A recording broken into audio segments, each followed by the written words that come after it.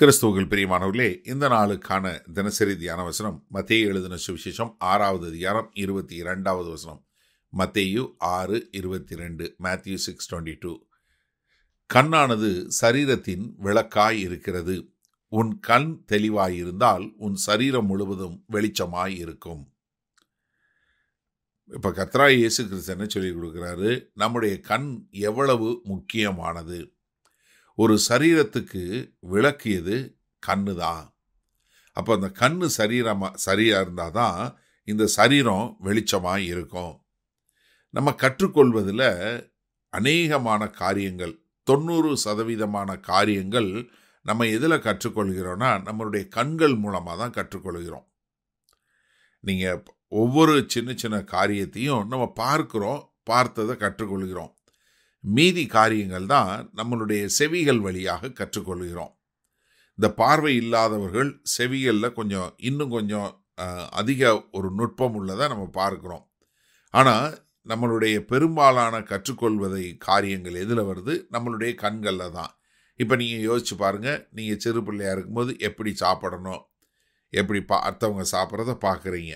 Cycle ஓட்டுறது எப்படி ஓட்டணும், எப்படி என்ன பண்ணணும், நம்ம எல்லாமே நம்ம வாசிக்கிறது, நம்ம வேத வசனமாக இருக்கட்டும், எந்த புஸ்தகமாக இருந்தாலும் நம்ம வாசிக்கிறது எதுலேருந்து வாசிக்கிறோம்? கண்களில் இருந்தால் பார்க்குறோம்.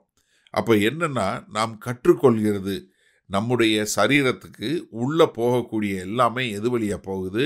ஒரு கதவு வழியாக போகுது. ஒரு வீட்டுக்குள்ளே எப்படி ஒரு கதவு வழியாக உள்ளே போகிறோமோ, அதே போல் உங்கள் சரீரம் என்கிற இந்த சரீரத்திற்கு நம்ம உள்ளே போகிற கதவு எதுவாக இருக்குது?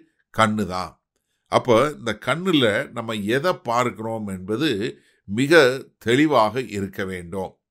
ஏன்னா இந்த கண்ணு இந்த கதவு கண்ணில் நம்ம எதை உள்ளே விடுறோமோ அப்படி வெளிச்சத்தை உள்ளே விட்டீங்கன்னா உங்கள் சரீரம் முழுவதும் வெளிச்சமாக இருக்கும். அதனால தான் இங்கே சொல்லும்போது என்ன சொல்கிறாங்க? உன் கண் தெளிவாக இருந்தால்.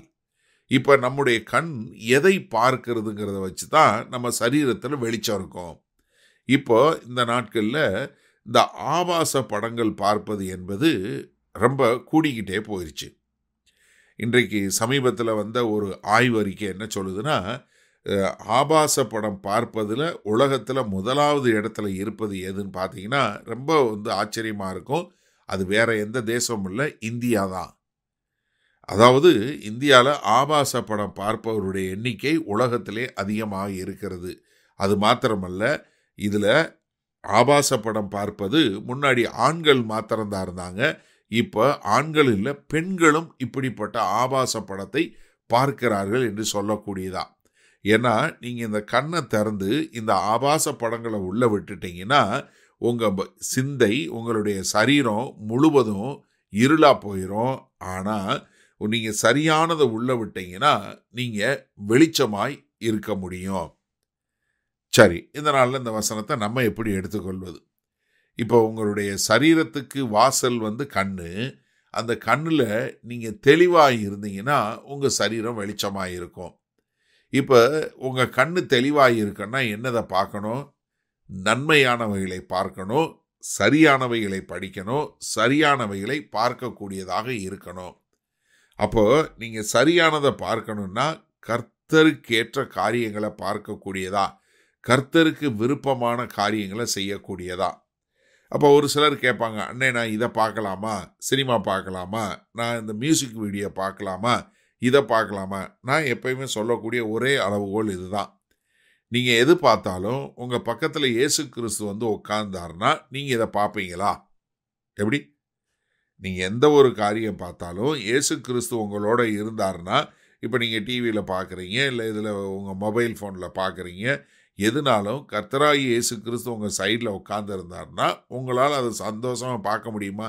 இயேசு கிறிஸ்து நீங்கள் பார்க்குறத குறித்து பெருமைப்படுவாரா? அப்போ நம்ம என்ன, சரியானதை காணக்கூடியதாய் நம்முடைய கண்கள் நீங்கள் என்ன உள்ளே விடுறீங்களோ அதற்கேற்றாற் போல தான் உங்கள் சரீரம் வரும். அப்போ ஒரு வெளிச்சமான தேவனுடைய வார்த்தை 119வது சங்கீதம் 105வது வசனம் மிக தெளிவாக நமக்கு சொல்லுகிறது. என்ன? கர்த்தருடைய வார்த்தை தான் நமக்கு வெளிச்சமாயும் தீபமாயும் இருக்கிறது. அப்போ நம்ம எதை பார்க்கணும்? தேவனுடைய வார்த்தையை நாம் பார்க்கக்கூடியதா, அந்த தேவனுடைய வார்த்தையை நம்ம சரீரத்துக்குள்ளே கொண்டு போகிறதா இருக்கக்கூடிய ஒரு காரியம் இருந்ததுன்னா நம்ம சரீரம் வெளிச்சமாக இருக்கும், நம்ம வெளிச்சத்தின் பிள்ளைகளாய் இருப்போம். ஆனால் மாறாக அது இல்லைன்னா நம்ம இருளுக்குள்ளே போயிடுவோம்.